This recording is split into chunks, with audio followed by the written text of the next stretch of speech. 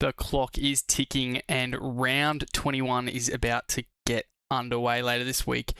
Putting round 20 behind us, absolute misery for people that were leaning on some of the big names, some of the big matchups. I was all in on some guys. Cleary, I thought it was a perfect recipe. A little bit of groundswell around the Broncos, but we just had to see it, and it's not like the Panthers to not kind of put those opportunities away. The weather, though, the weather really killed a lot of what was happening out there. Like, even like what the Sharks threw up there, Hynes just kind of not doing a lot with his opportunities either. It was sort of one of those weird Wishart games. I mean, not Wishart, he was all right too. A Trindle game, I mean. So, yeah, just one of the worst rounds. Credit if you got some wins in draft. Credit if you pivoted your captain and played like a captaincy on like a Lucas or an Olakau'atu, or kind of went in a different direction. Most people did like a Herbie with a VC on Cleary, or even like a Tommy with a VC on Cleary. I thought I was wise swapping over to Drinky, and then when when Tommy got injured, and with like a quarter of the game left, Drinky was doing nothing, and he got a junk time opportunity there and salvaged a really low score. What was going on, dude? Obviously, Dolphins, there was a few hundreds there. We had a few other scores floating around. The Bulldogs, they hit some upside there, which was nice for people, but just crap week, dude. So let's move on. We're going to move on to the standard video here on Tuesday evening, which is matchups analysis with all the waiver and free agency callouts that you may need.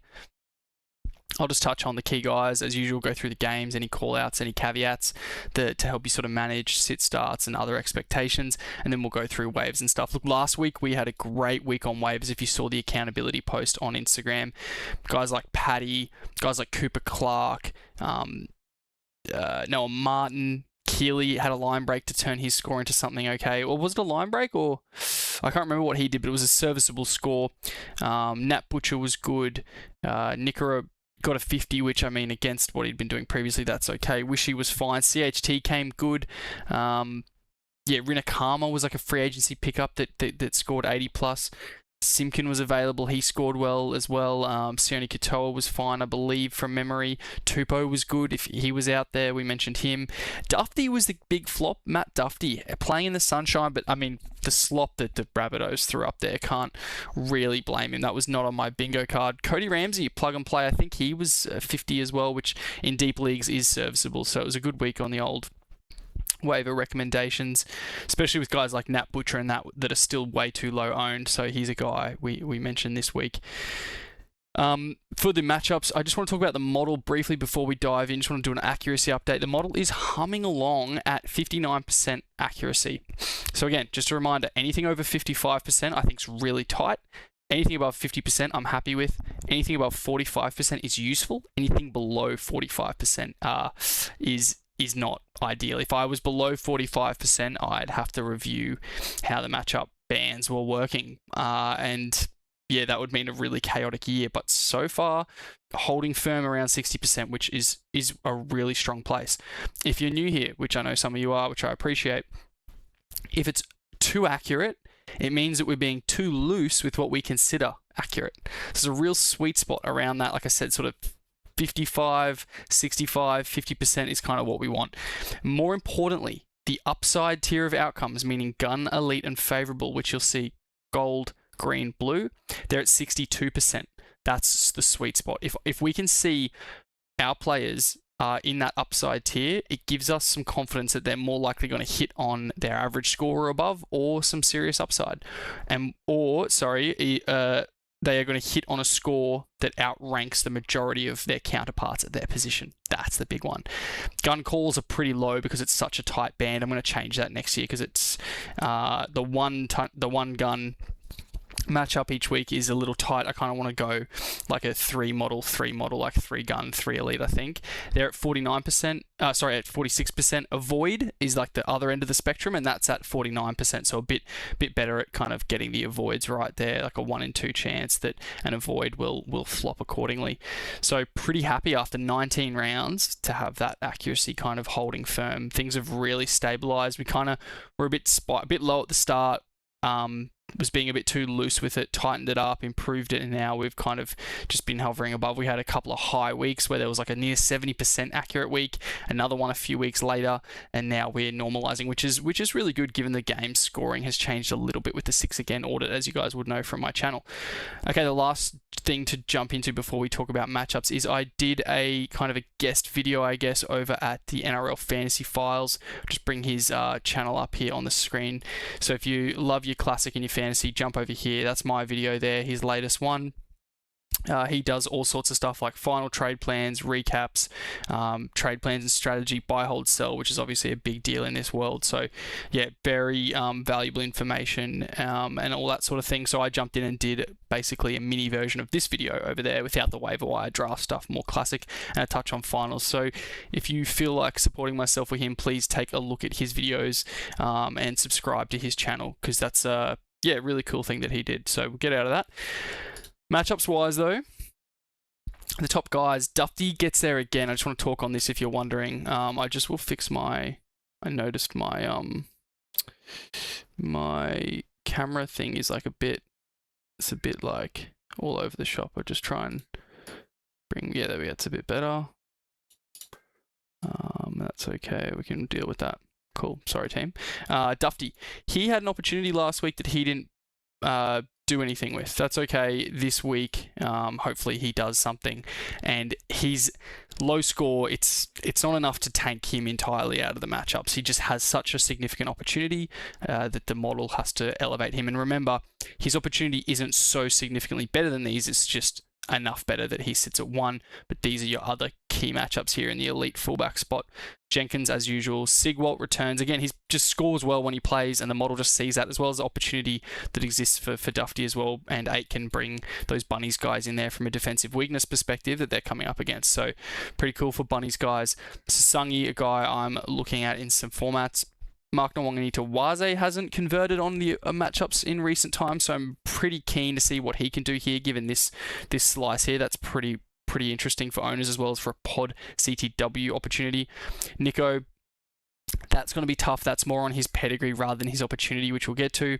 Terrell is a stalwart. Grant's a stalwart. Aitken, while we touching on Aitken, he's my number 1 waiver for the week. I think the injuries that have just been announced for the Bunnies mean he's a serious guy. So Aitken, I think, is worth a serious ticket.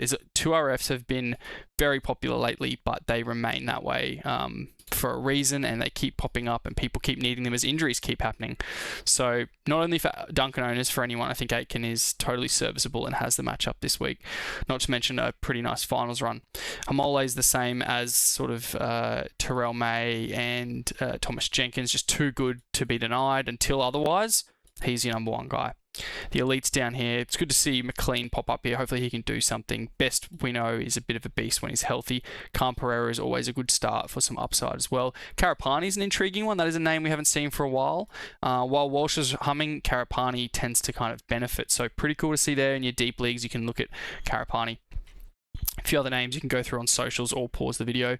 These are your pure weakness spots. So again, Dufty, there's a reason he's got the gun matchup, and then we see Edwards, but then a guy like Tedesco, the pedigree doesn't outweigh these guys of recent times, but his opportunity, Newcastle, not the best defense to fullbacks, as we can see here in the top 3 recently. There's a few other names you can go through, Dave Fafita, all that sort of thing.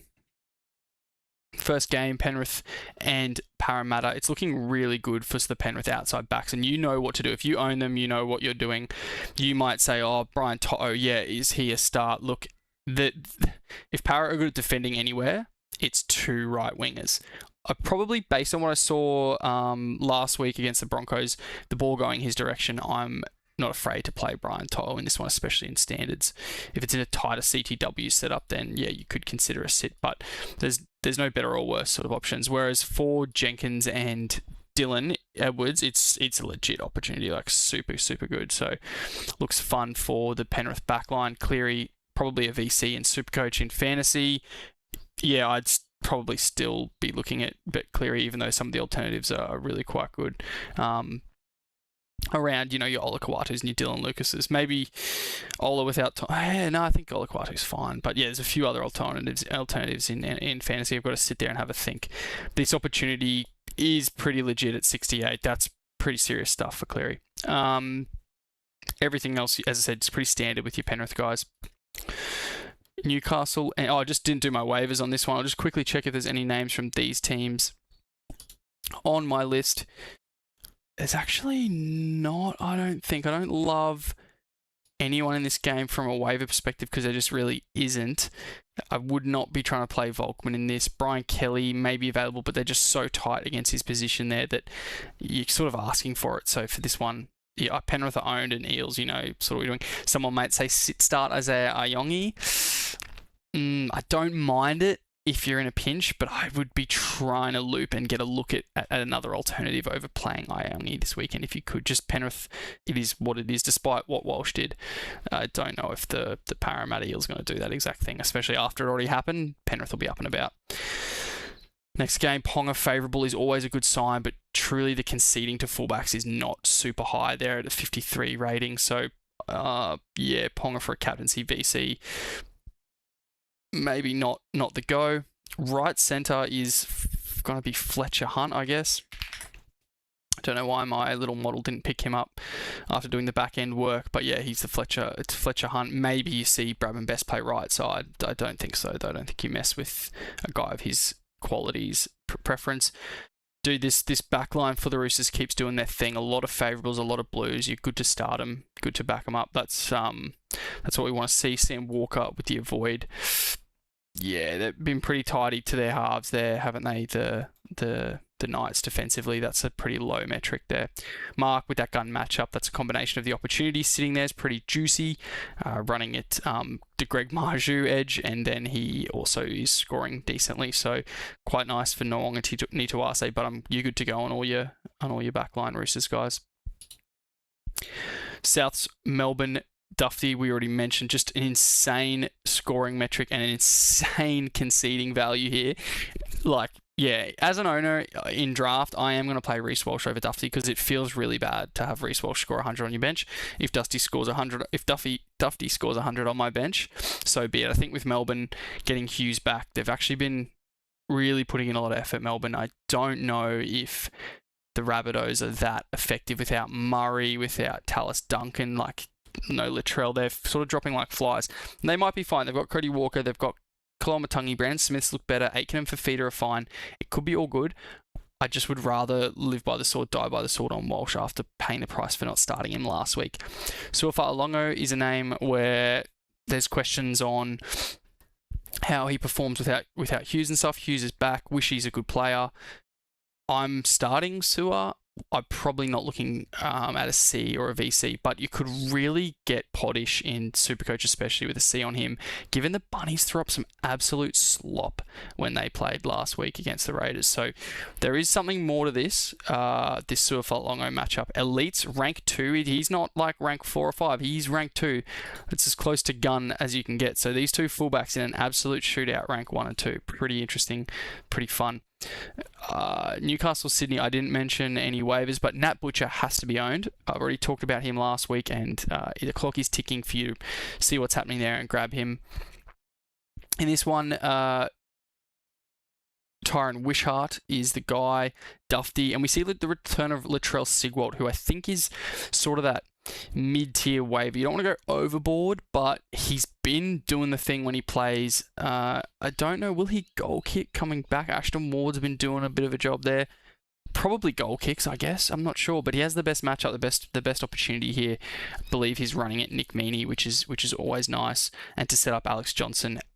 Cody Walker is healthy, so that's going to be a nice combination there, and I think Latrell Siegwalt's that sort of mid waiver. It's just I'd like him like CTW fullback duel or halfback CTW. Like, I don't actually, if you're needy in halfback, you could do much worse. Fullback, totally fine too. Yeah, I'm okay if it works for you with Siegwalt. The thing is, they've listed Duncan as like 2 to 3 weeks. That could easily stretch on, but if it doesn't, there is limited shelf life for Latrell Siegwalt, so waiver according to that. I just want to check any of these names. Sorry, team. Oh, Cooper Clark, while we're on Storm, I mentioned him last week.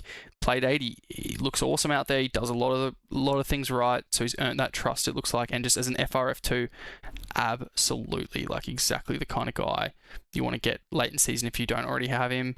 Most deep leagues or like switched on leagues, I think he'd be owned, but if he isn't, this is your chance. Oren Keeley as well in this one. Doesn't have the matchup. He's not been scoring amazingly. The model sees that, but that was on limited minutes. There's a real opportunity here outside Jerome Hughes. Now, in this matchup, running at Euan Aitken, there's not going to be a heap of opportunity on that side, but Cody Walker's not the best. Jerome Hughes is decent. I just don't know how this game will go. I think still grab Keeley as a stash, like an 80-minute back rower. He might get a bit of hype in Classic at price, so therefore that does drain out the net. You probably don't know if you can get him off free agencies, but just, your league. If your league's really competitive, you might have to waiver, and I think he's at mid-low waiver. If your league's a little bit sleepy, he's a free agency guy. With Latrell Siegwalt, yeah, I mentioned the waiver ability again. He could even just already be owned. I know in my league years, people kind of hold those guys. If they're dropped for a week or two, they don't rush to drop. We play like the bigger bench. So, yeah, out of all this, Dufty, if he's available, is still probably the higher waiver, because that could be his role for the rest of the season. And fullback is sort of hard to get. And I know some people would have lost Tommy, so I think that's why him and Siegwalt have a little bit more value as fullback guys for those deeper kind of leagues in that situation. Wishy's probably owned in most leagues. We spoke about him last week, but if he's not, you can grab him. I've got no issues. And I don't mind even Ashton Ward in deep leagues if you're quite desperate, because he ran the ball, had a line break try. He's just a bit small. It's not going to happen very often, but I just thought I'd mention in super deep leagues. He definitely kind of passes the eye test for what he can do. But yeah, Keeley, Aitken, I'd take Nat Butcher and Aitken over Keeley 100% personally, but Keeley I think will be available in probably maybe more leagues, maybe not, given the hype. Nat Butcher has to be owned though. Yeah, that's pretty clear to me. I'm just checking these names off.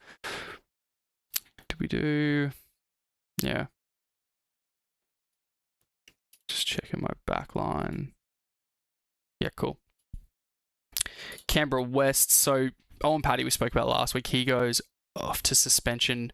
In the meantime, Tom Starling, you can start. He should play like a decent amount of minutes. I'm sure there's Brayley on the bench or something who may impact him, but I think he's just startable this week against the super sloppy West Tigers. Just abysmal. Look at this, the back line. It's just trash. Like, so disappointing. I was really happy for Tigers and Tigers fans early in the season, and now it's just slop. And you can tell with some of these changes, like Junior Tupou, Patrick Herbert, that Benji's just looking for something. There might be some injuries there, I'm not sure. But Simi Sasagi with the gun matchup in this, absolutely love it.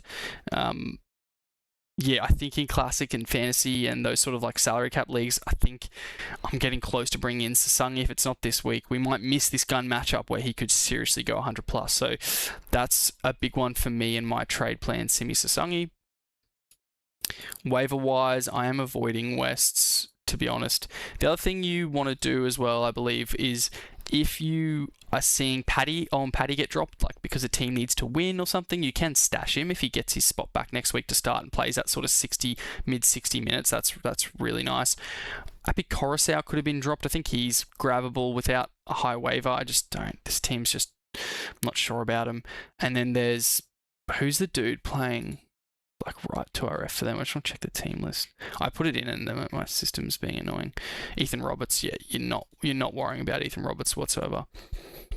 Back line though, Xavier Savage has a tough matchup because he's pretty bad, but in deep leagues you can certainly, if you're going to play any wingers like Jed Stewart or Xavier Savage, this is the one against the Tigers. Seriously, like brutal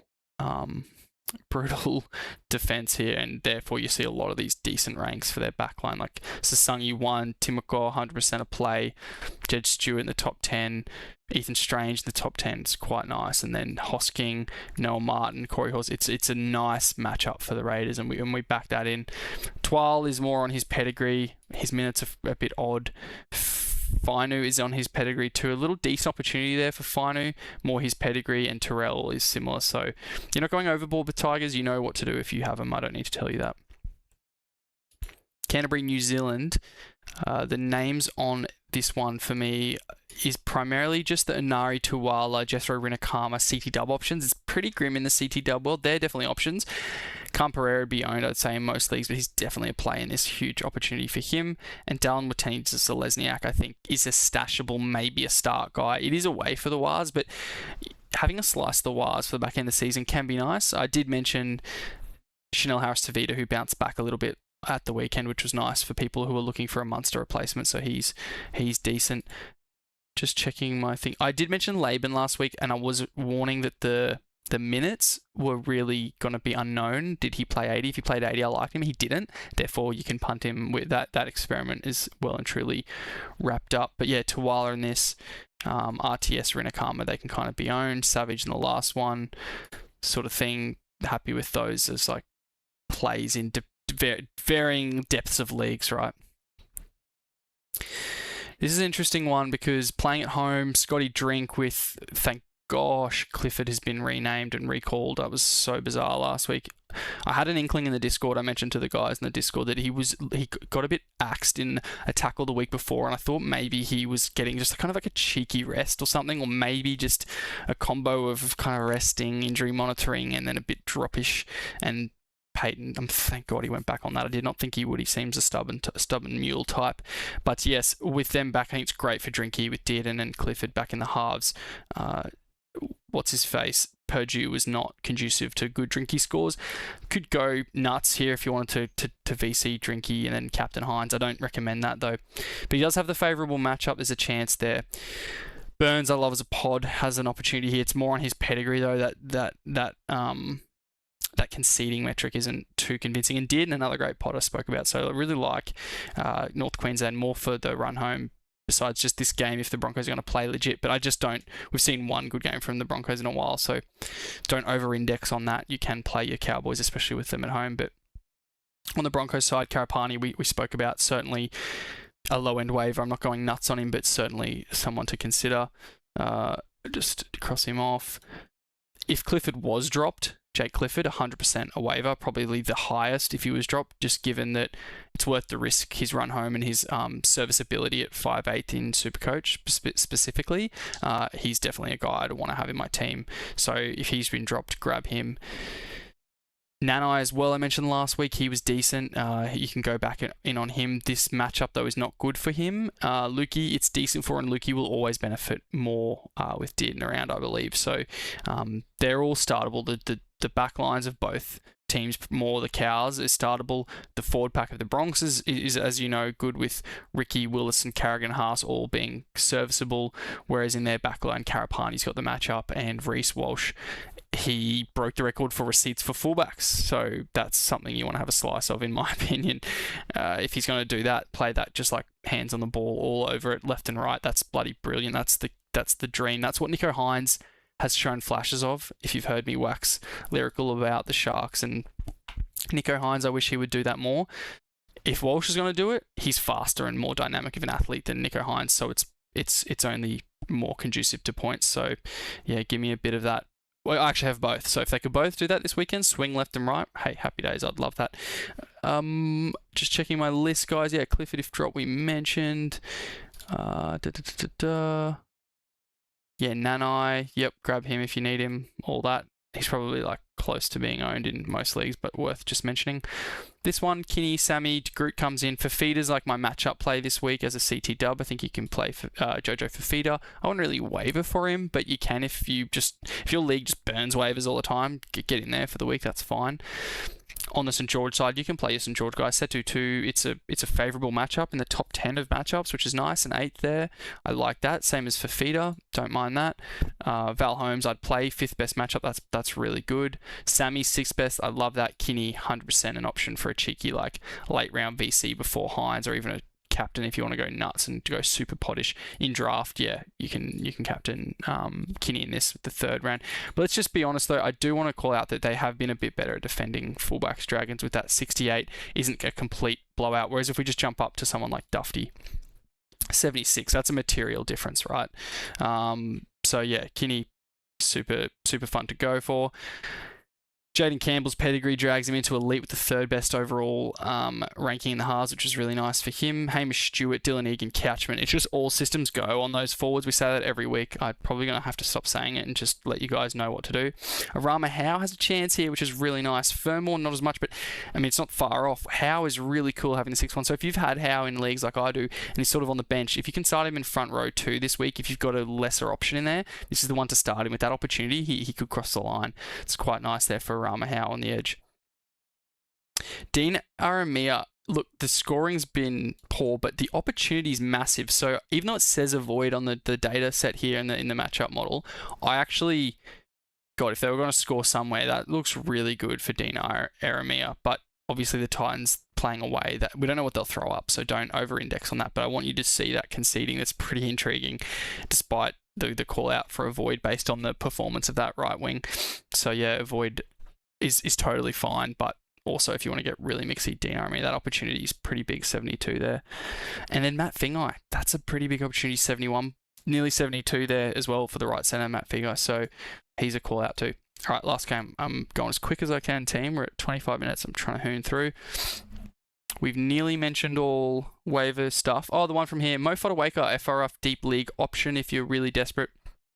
He's been doing a job of 50 plus, which is better than some FRF options on waivers. So I think Mo Fodawaker, it only takes like a head knock or an injury to someone, and his minutes tend to go up a bit, and the PPM can be serviceable. I just want to call this out for deep leagues. I just try and help the deep leagues when I can. Last game, Manly Cronulla. No Tommy puts Lehigh back here, which my machine didn't read. Thank you very much. All that effort for no dice. I have to type it in anyway. It's meant to be automated. Super annoying. Lehigh wouldn't over-index on that matchup. Love Cooler on the wing despite the matchup score. I just like him on the wing way more for whatever reason. There's no basis for that other than pure feel and pure vibes. I'd be happy as a Cooler owner with him on the wing. I would like that. Don't touch Felity. Happy to sit Garrick.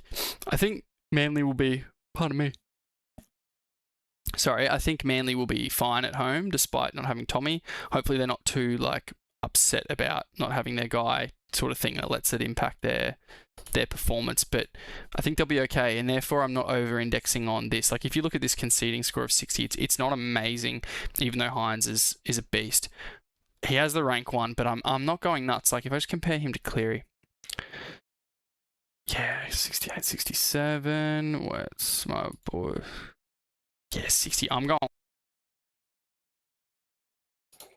What I do like is just the Sunday afternoon of it, though, for Hynes. It's nice to come at the back end of the week. But yeah, if you've got your team set up that you can kind of VC Cleary into C Hynes, there's no issue with that. You can take 2 bites at the pie for 2 elite guys at different ends of the weekend, and then you can pivot off Hynes if you get a feel for something else. Like it's pretty much ideal, the early game for Cleary on the VC. In NRL Fantasy, a bit different with the kick meters, they don't flop as hard, so I'm pretty keen on Cleary again, even though I think there is alternatives. You can look at Payne Haas, I really like too as well in that mode. I think he'll be big. He was really good last weekend and didn't go nuclear, and I think that's him building up, and this could be the one. This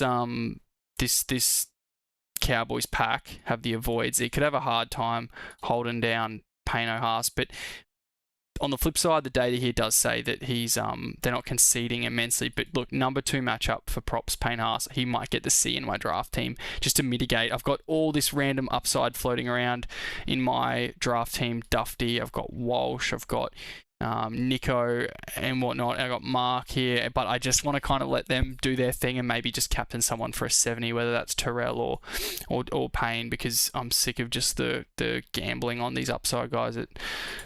So frustrating when they don't hit. Okay, I think that does it. We did all the matchups, guys. Remember to check out NRL Fantasy Files YouTube channel. He hosted me on there, which is much appreciated. As you guys know, the best place for my content is Instagram, obviously, other than YouTube if you like, because Instagram I do stats posts and you can just swipe through the carousels. You get all like the posts on my story when I do have a new video out, so definitely hit the Instagram link in the bio down below. The finals outlook power rankings are updated. We will talk about those actually, because I want to show you the updated power rankings. While we can do it, super fun. I want to see who's populated. Look, Tom Dearden taking over Nathan Cleary in the halfback power ranking. Super fun. I just love this stuff. I just love when the data tells me an interesting story. Braden Burns still king of the right wing. And Tom Jenkins remains king of the left wing. Sami into second at the moment on the data we've got. Billy Smith, top left centre. He's going to be one of the waiver free agency pickups of the back half of the season if he stays healthy. Robbie Toya. Look at the Roosters, man. It's all happening for the Roosters. That's sick. Mark Nawaqanitawase, Rob Toya, Billy Smith, and Daniel Tupou. All of their backline fringe members are in there. I suspect we see Tedesco climb these ranks if he has a big game this weekend in the fullback rankings. I just love the power rankings. Dylan Lucas and Olakau'atu, the king of the back row. As we know, Hamish Stewart into second of the back row. So sick, dude. My boy, he's been beasting. That might change next week, but the opportunity's there. The 63 on the opponents. It's not bad. IPAP needs to do better given the opportunity. He's slipped a little bit down the power rankings. Boy, Siwa Wong, Jordan Ricky, he scored a try on the weekend and went well. He's been turning try-scoring games into hundreds. I wish I could say the same for Noah Martin and Siwa Wong and all the rest of it. They are just not... how is Jordan Ricky doing better than them to some degree? It's just nuts, isn't it? I just want to have a look at Jordan Ricky in the Draft Oracle database. He didn't go 100, sorry. I think he went 92. I thought he went 100. My apologies, guys. He had been pretty quiet 80 minutes after his injury. 56, 55, 53. He had a 67. That might have been an injury game, actually. Why would he play 74 minutes? Not like him. Maybe he was resting it. But yeah, 120, 92, 85. Yeah, Jordan Ricky, just super interesting. Just compare him with someone like Martin. And I'll drop Noah Martin's. I'm doing this on my other screen. Bear with me. I just want to talk about this for a sec.